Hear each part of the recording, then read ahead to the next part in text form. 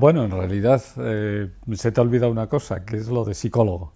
Yo creo que es importante en la idea que tengo actualmente de la psicología y de las relaciones humanas.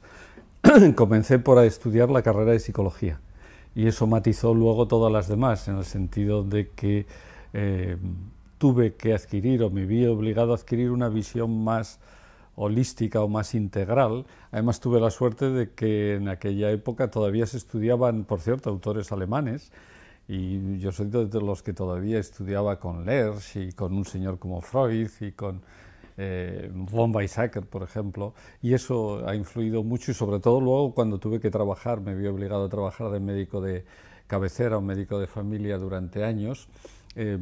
La visión holística e integral de la medicina y la psicopatología era obligada que la adquiriera, sobre todo por haber partido precisamente de psicología.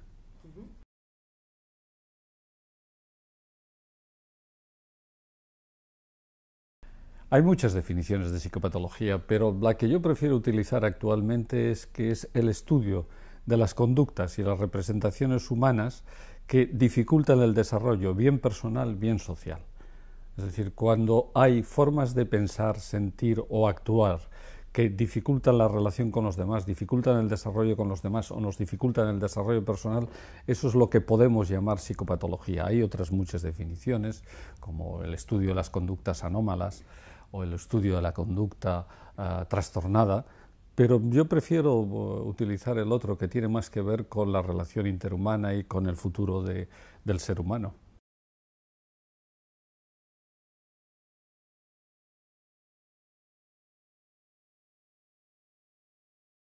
Que para estudiar la psicopatología, ¿dónde lo vemos? En las relaciones humanas.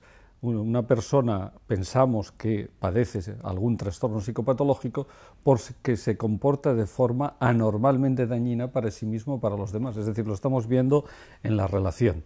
Y es como las personas, la gente en general, percibe la psicopatología.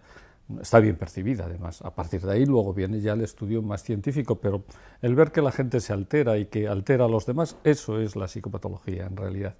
Y luego la segunda parte es que una forma de estudiar, una de las vías para estudiar la psicopatología también es la relación. Hay otras vías que van desde una vía neurológica, una vía endocrina, hay una perspectiva más conductual, simplemente de conductas y de relaciones conductuales, pero hay una vía que es fundamental, es cómo se alteran las relaciones, cómo nos organizamos en las relaciones cuando padecemos psicopatología o entramos en organizaciones patológicas de la relación, que todos entramos, todos tenemos psicopatología y todos nos ponemos patológicos en varios momentos de nuestras vidas, todos los días probablemente nos ponemos un poco paranoides, y más en los tiempos que corren, un poco melancólicos y más en los tiempos que corren, o demasiado ansiosos, también en los tiempos que corren es bastante frecuente.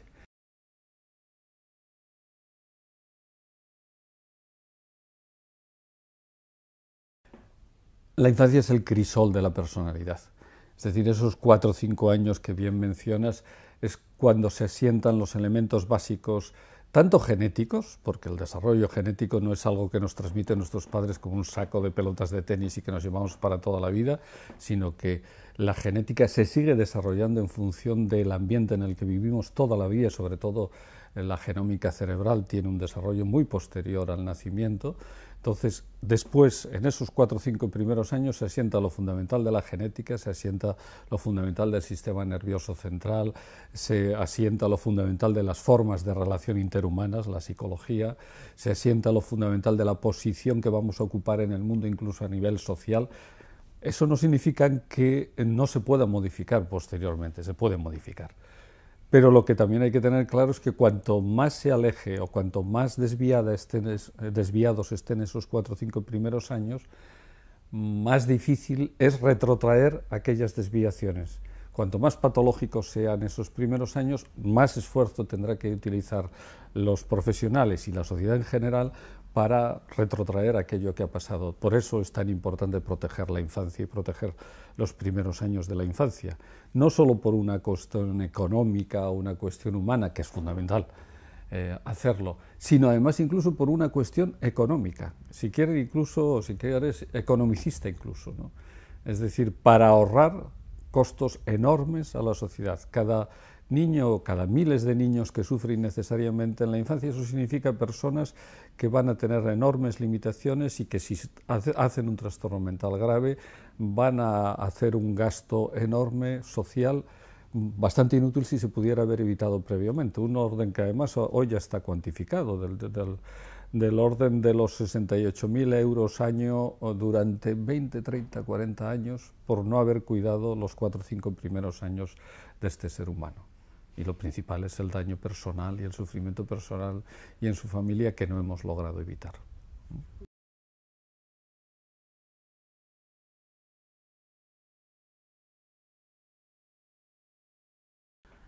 Las emociones es la primera forma de conocer el mundo y la primera forma de relacionarnos. Como seres humanos y como animales en general, es la primera forma y esa es la enorme importancia. Luego la racionalización viene después y la razón viene después y se asienta sobre un trabajo sobre las emociones. Por eso lo que hagamos con las emociones y el cuidado emocional y la elaboración y la modulación de las emociones es básico para todos los demás aspectos de la vida. Además, con las emociones es como se moldea el sistema nervioso central del niño. Si las emociones son demasiado fuertes y sobre todo demasiado desagradables, de las 7 emociones básicas predomina el miedo, predomina el asco, predomina la ira, predomina la tristeza, si predominan esas emociones, eso significa un desarrollo del sistema nervioso del niño diferente, un desarrollo del sistema endocrino diferente, un desarrollo del sistema inmunitario diferente, y ahí está la base de todo el desarrollo futuro. Es verdad que luego el ser humano ha desarrollado todas las capacidades racionales, digitales y demás para acercarse al mundo y que son fundamentales para la humanidad, pero de todas formas se han asentado y las emociones siguen perturbando. De alguna forma, un hombre sin razón no sería un hombre, sería un animal, pero un hombre sin emociones sería un muerto.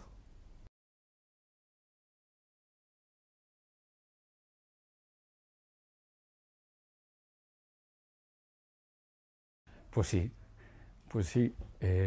Hoy se piensa, por ejemplo, que un estado similpsicótico muy parecido a las experiencias psicóticas, aparte de los delirios que todos tenemos algunas creencias, esto de entrada, que desde otra cultura dirán, anda, pero ¿qué está diciendo?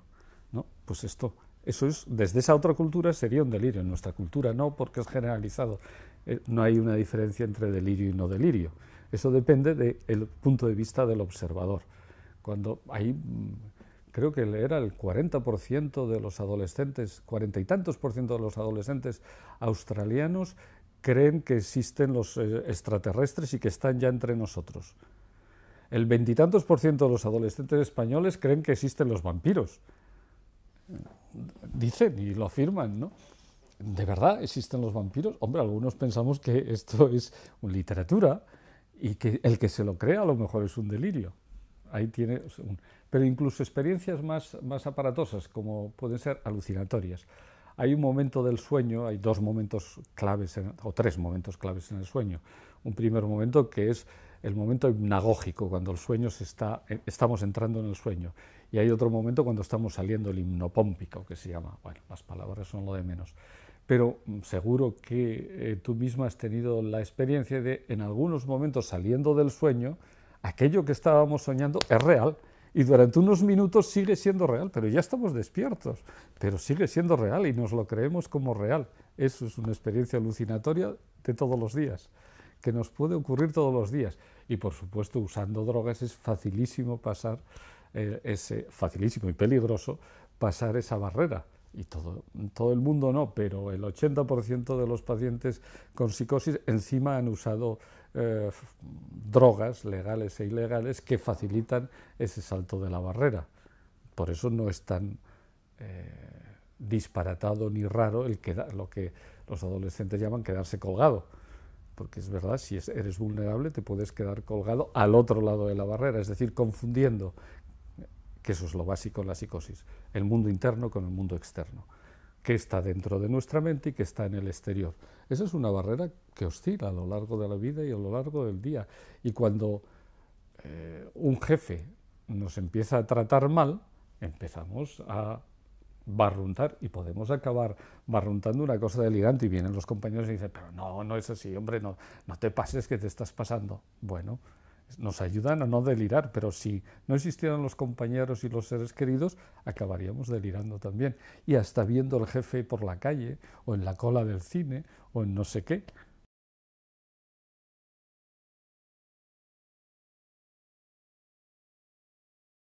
Hay dos perspectivas con respecto a esa pregunta en la psicopatología y la psiquiatría contemporáneas. Una perspectiva se llama categorial y piensa que hay compartimentos o enfermedades o trastornos enormemente definidos que se diferencian unos de otros y que las personas sanas no los padecen. Y hay otra perspectiva que llamamos dimensional, que todos tenemos una serie de dimensiones en nuestra forma de relacionarnos, en nuestra psicología, y el extremo de esas dimensiones, los extremos de esas dimensiones, mejor dicho, son patológicos, y la gran parte de esas dimensiones es normal y la usamos todos en nuestra vida cotidiana. Esta es la perspectiva que inicialmente introdujo el psicoanálisis y que hoy en día está volviendo a revalorizarse, sobre todo por las exageraciones y los dogmatismos que ha traído la visión categorial, con el intento de convertir todos los trastornos en enfermedades para luego hacer negocio con las enfermedades, evidentemente, ¿no?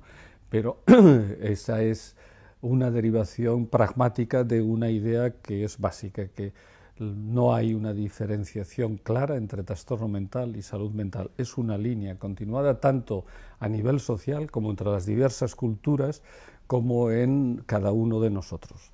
No hay esa diferencia. Hoy incluso ya se sabe para la psicosis. La psicosis nos la enseñaron los que estudiamos en mi época, cuando nos formábamos como psicólogos y mucho más como psiquiatras, años después incluso, y no digamos como neurólogos o como médicos, nos enseñaban que la psicosis es un trastorno que aparece de la noche a la mañana y que rompe la biografía del individuo. Esa era la definición, además.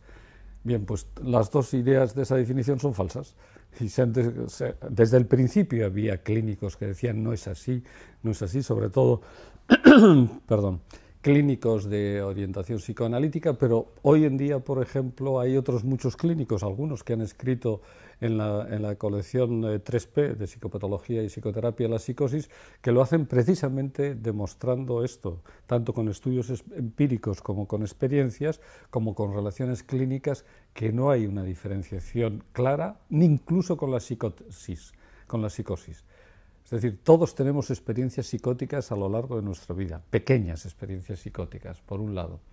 Y por otro lado, experiencias psicóticas de tipo alucinaciones o delirios las tienen entre el 14 y el 20% de la población de los países desarrollados. Y algunos delirios son delirios muy aparatosos y muy complejos. Por ejemplo, algunas perspectivas de algunas religiones, desde otras religiones, pueden verse como delirios y, sin embargo, comulga con ellos, además a veces comulga con ellos, centenares de millones de personas. Mientras que otras religiones o otras culturas dirían, ¿pero qué me está diciendo de esto? La transmigración de las ánimas, la transubstanciación, la trilogía de la Trinidad, ¿qué me está diciendo de eso?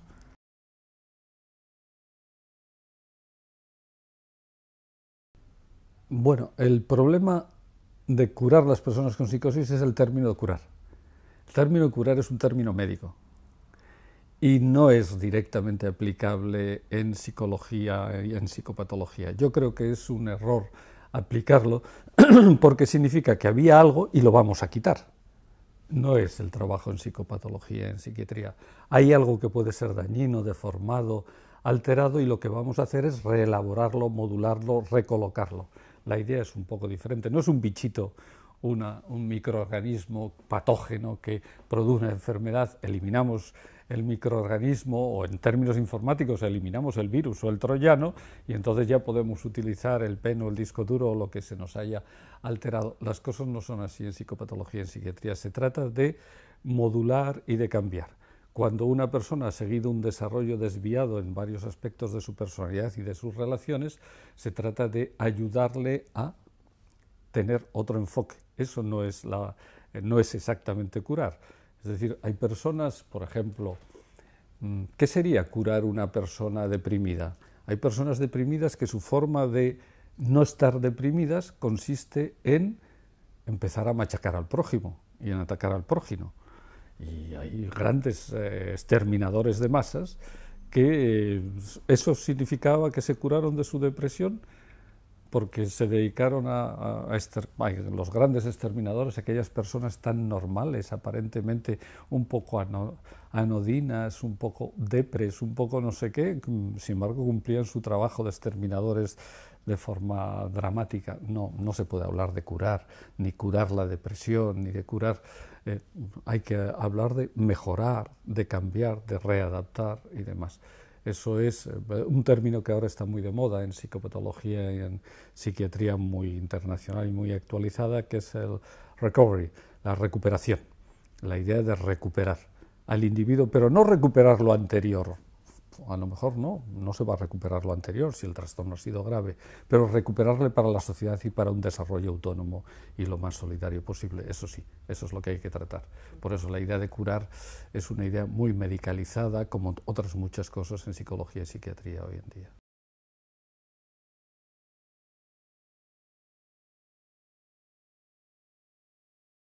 Yo diría, a más relación interhumana, menos fármacos. A más relación interhumana solidaria, menos fármacos. Y la psicoterapia es una forma de relación interhumana de ayuda. Entonces, en ese sentido cabe, pero es mucho más amplio. A más relación interhumana solidaria, menos fármacos. Es más potente incluso que la psicoterapia, que es un sistema muy potente de ayudar al ser humano.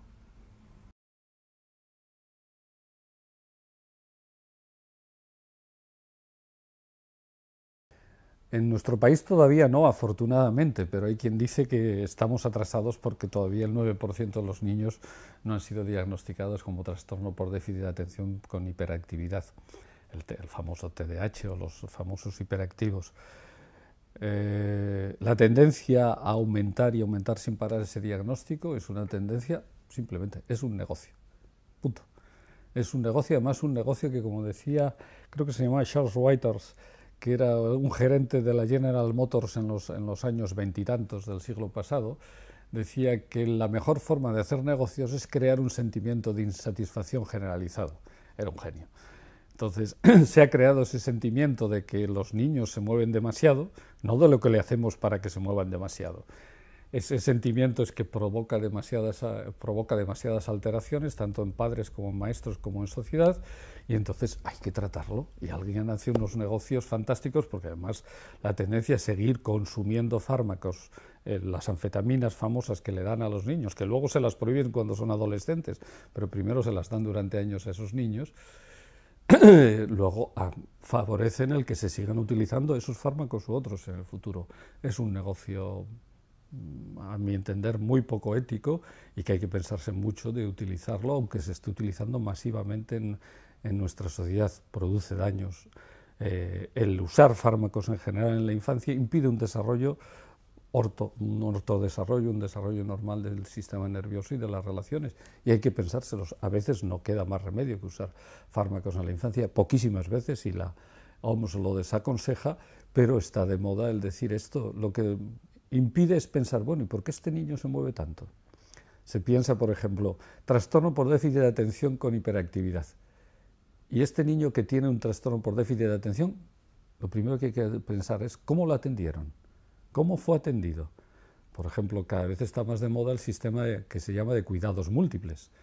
Y todo el mundo piensa que la buena forma de cuidar a los niños es que aprendan desde el principio. Además, hay escuelas que dicen que desde los 0 años tienen que aprender. Eso son tonterías desde el punto de vista científico. Está fuera de todo. La forma mejor de aprender son los juegos y además con personas significativas. No con cuando uno visita algunas guarderías o casas cunas o demás, se encuentra con que los niños pueden tratarse con 10 a 14 personas diferentes a lo largo del día y todos los días de la vida. Niños atendidos o trastorno por déficit de atención. Y además, cuántos genios importantes de la humanidad podrían ser diagnosticados en su infancia como trastorno por déficit de atención. Por ejemplo, había un famoso genio que participó mucho en la teoría de la relatividad, que empollaba huevos de gallinas y se fugaba del colegio para empollar huevos de gallinas, por ejemplo.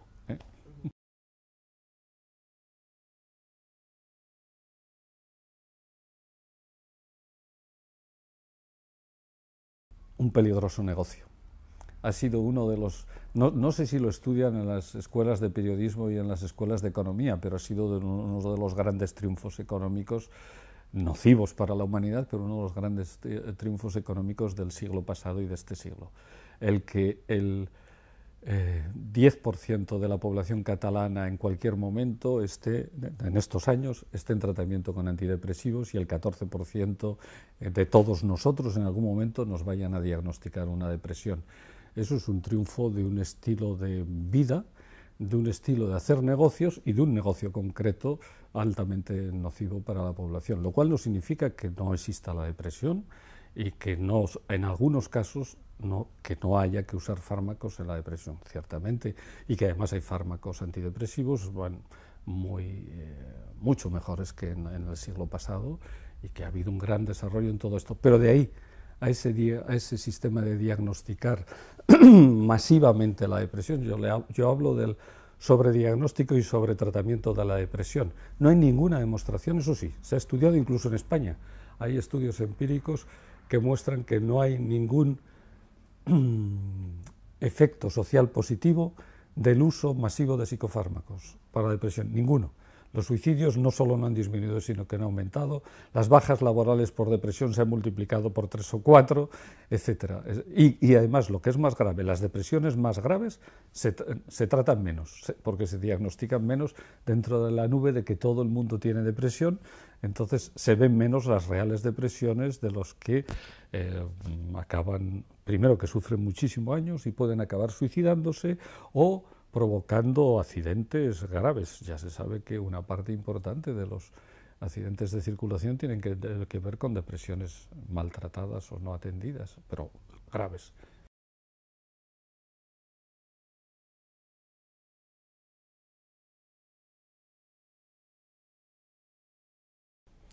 Un duelo grave, en realidad procesos de duelo menos graves padecemos en otros muchos momentos del año, ¿no? Ese es un cálculo que yo hice teniendo como base cálculos de generalistas británicos, médicos generalistas británicos, y cálculos de un estudio internacional muy importante sobre las bases psicosociales de la psicosis, que han hecho un grupo grande de científicos británicos, italianos, austrozelandeses y nórdicos. Entonces, los duelos son importantísimos para el individuo y para la sociedad y son inevitables porque son la forma de procesar y de integrar esas emociones de las que antes hablábamos. En los duelos forzosamente se dan toda una serie de emociones y tenemos que modular todas esas emociones. Desde mi perspectiva, la segunda fase del duelo, el segundo momento que todo duelo pasa después del impacto y el shock que nos ocurre cuando perdemos algo o nos comunican una pérdida, el siguiente momento es el que yo llamo de turbulencia afectiva. Eso significa que durante semanas o meses vamos a estar oscilando entre emociones diferentes y que nos afectan profundísimamente y que nos afectan no solo a nivel psicológico, la persona puede estar muy triste o muy irritable o muy enfadada, o todo ello junto, o muy culpable, y otra vez triste, y otra vez irritable, y luego se quiere divertir, y puede ponerse maníaco, y puede beber para intentarse divertir, y luego se siente culpable y se hunde, y así durante días, meses o años, años en el peor de los casos, ¿no? Si el duelo es muy grave y no se ayuda a esta persona. Eso significa impactos poderosísimos sobre su forma de relacionarse, sobre su sistema nervioso central y sobre su sistema inmunitario. Y en ese sentido los procesos de duelo son moduladores de las emociones y moduladores de la forma de relacionarnos con el exterior. Popularmente se dice, aquello me cambió la vida, aquel duelo me cambió la vida. Pues es verdad. Y ahora ya sabemos hasta qué punto puede ser verdad. Nos cambia no solo la vida relacional, sino nos cambia la vida neurológica, inmunitaria. Por eso alrededor de determinados duelos repetidos hay más enfermedades graves o se descompensan enfermedades que ya estaban, etc. Nos cambia la vida realmente.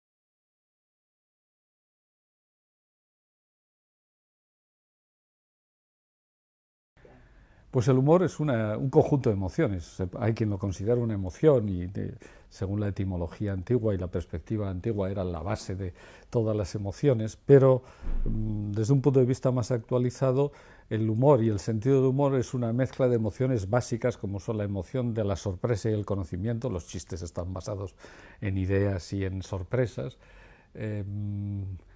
La alegría y el placer es otra emoción básica, es lo que nos proporciona, y luego pueden estar jugando con la tristeza. El humor es una forma de soportar la frustración y la tristeza. No en vano muchos de los grandes humoristas han sido grandes melancólicos también, por el otro lado, en su vida personal, ¿no? Es un sistema en general, el humor y el sentido del humor son sistemas de ayudarnos a sobrellevar las frustraciones de la vida, las frustraciones con respecto a lo que nosotros no somos capaces de cambiar ni siquiera en nosotros mismos. Por lo tanto, nos ayuda en la asistencia a soportar las dificultades de la asistencia, y por eso continuamente en la asistencia los médicos y las enfermeras hacen chistes. Son sistemas evacuativos de lo malo de la asistencia, de lo duro de la asistencia, del contagio que todos tenemos por ansiedades mientras estamos haciendo asistencia. Pero además, ahora sabemos que el humor puede utilizarse como forma de terapia. No solo la risoterapia, que es una forma de terapia, o no solo el ver una película del Gordo y el Flaco de Charles Chaplin una vez por semana, de humor elemental, que va muy bien y que ayuda mucho, y no solo tener un amigo o una amiga chistosos de estos que son la alegría de la huerta, sino además la posibilidad de usar más técnicamente el humor en la relación con los pacientes o en los grupos con pacientes o en las entrevistas familiares. Ahora tenemos ya algunas ideas iniciales con respecto a cómo usarlo, y ya que lo estamos usando desde siempre, al menos comenzar a tener ideas técnicas y prácticas de cómo utilizarlo para mejorar la asistencia y para hacerla más soportable, por un lado para los profesionales, que bien que lo necesitamos a veces, y por otro lado para los usuarios, que esos lo necesitan siempre.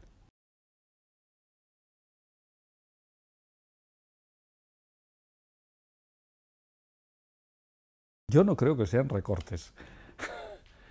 Yo creo que son asaltos de en fin, ¿cómo lo diríamos? De una contrarrevolución conservadora sin revolución en marcha. Entonces, alguien, alguien no, gente poderosa y que sabe mucho y que tiene mucha información, algunos salen en los periódicos hoy en día como recogedores ilegales de información. Pues bien, yo creo que se han pensado qué vamos a hacer en el futuro con nuestros negocios con 1.400 millones de chinos, 1.200 millones de hindúes, los pakistaníes y brasileiros subiendo y alzándose, y en general las masas explotadas de África y de América negándose esa explotación. Pues de alguna parte tenían que continuar, que seguir sacando para sus negocios, y han decidido que somos nosotros los que van a irnos explotando durante los años que vienen hasta que lo aguantemos realmente. Y de ahí que se dediquen a esta contrarrevolución conservadora, que es la privatización saqueadora de la sanidad, la privatización a tope de la educación, o en general la privatización del Estado para los negocios propios. Pero el miedo, que es una emoción básica, y por eso las emociones son tan importantes, lo tenemos tan instalado, y más los españoles, que por algo estamos intervenidos en este momento, porque hemos estado intervenidos en nuestra conciencia del miedo, porque de la guerra civil y de lo que significó de contrarrevolución, otra contrarrevolución sangrienta en este caso, no se ha hablado durante tiempo. Es uno de los pocos países donde no se ha juzgado a todas las personas que pasaron. El resultado de todo lo que pasó, a todos los causantes de lo que pasó, el resultado es que estamos enormemente desarmados frente a esta realidad, y para que estemos más desarmados, en vez de hablar con las cosas claras, se habla de recortes y no de privatización, se habla de copago y no de repago, porque la sanidad pública ya la pagamos, no es un copago, es un repago. Se habla de mercados en vez de especuladores transnacionales, que es de lo que se trata. Se habla de gobiernos, cuando en realidad ya casi no quedan gobiernos democráticamente elegidos en Europa. Casi todos los han elegido instituciones extragubernamentales. Se habla de que podíamos decir más en ese sentido de, sí, de países y de gobiernos que están provocando la crisis, y ahora los malos son los alemanes o determinadas industrias alemanes que son exactamente las mismas que ayudaron a Hitler a subir al poder, exactamente las mismas que durante el siglo XX provocaron 2 guerras mundiales que costaron 100 millones de muertos a la humanidad, y la provocamos los cultos europeos, no otros países o otras culturas diferentes. 100 millones de muertos costaron esas guerras. Estamos en una situación de que puede que haya otras soluciones, algunos creemos que sí, puede que ganen y nos impongan durante otros X años más la cultura del silencio y la cultura del miedo, que es en la que hemos vivido, o puede que ocurran cosas bastante dramáticas.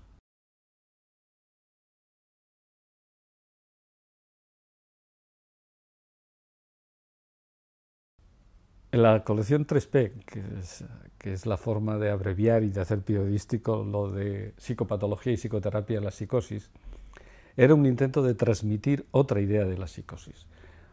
Cuando comenzamos la colección, y en los antecedentes de la colección, creo recordar hace 8 años aproximadamente, cuando hablábamos de esto que estamos hablando hoy aquí, o cuando hablábamos de las cosas a favor del psicoanálisis, siempre había un coro de voces que decía: para eso no hay bases científicas, para eso no hay datos científicos que lo avalen, esa visión del tratamiento o esa visión más integral de la psicosis, no hay datos científicos que lo avalen. A algunos nos extrañaba mucho porque sí que conocíamos datos científicos, nos estábamos apoyando en ellos, ¿no? En esos datos científicos. Entonces, ¿cómo es que las personas que eran coro, y sobre todo en la administración, nos decían que no se conocían esos datos científicos? Entonces pensamos que es que a lo mejor no los leían, y cosa que es probable, porque muchos de los psiquiatras y de los empleados de la administración en este campo hoy en día lo único que leen es lo que lo dan los laboratorios y las industrias farmacéuticas. Entonces pensamos, pues vamos a hacérselo accesible, vamos a coger estudios internacionales, datos internacionales, también experiencias de seres humanos, también experiencias de familias que sufren, o de psiquiatras y enfermeras que sufren en los ingresos de los pacientes, y vamos a comunicárselos, ponérselo en castellano de forma agradable para que sea lo más útil posible y para que nadie pueda decir que no hay datos al respecto, que no hay otra perspectiva.